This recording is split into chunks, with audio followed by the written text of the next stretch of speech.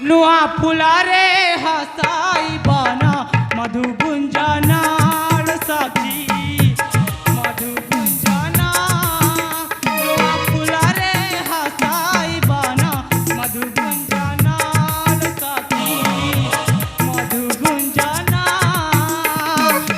प्रजापति फुले बसी गबेलकु प्रजापति फुले बसी गबेलकु फुलकारे अभिमान मधु गुंजनाल सखी मधु गुंजना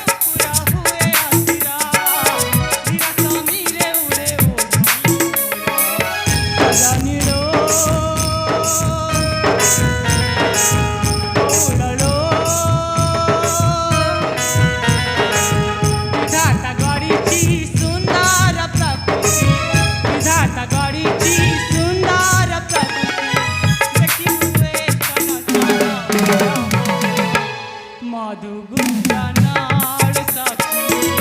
मधु गुंजना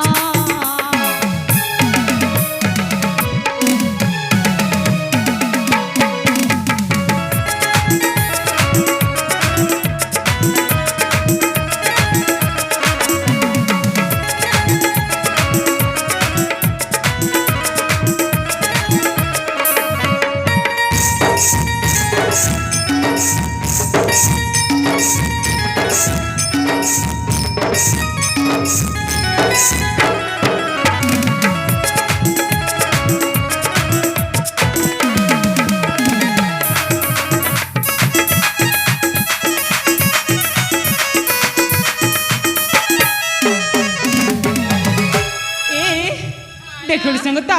नुआ नुआ पुष्पा फुटे सजितर केते सुंदर रही।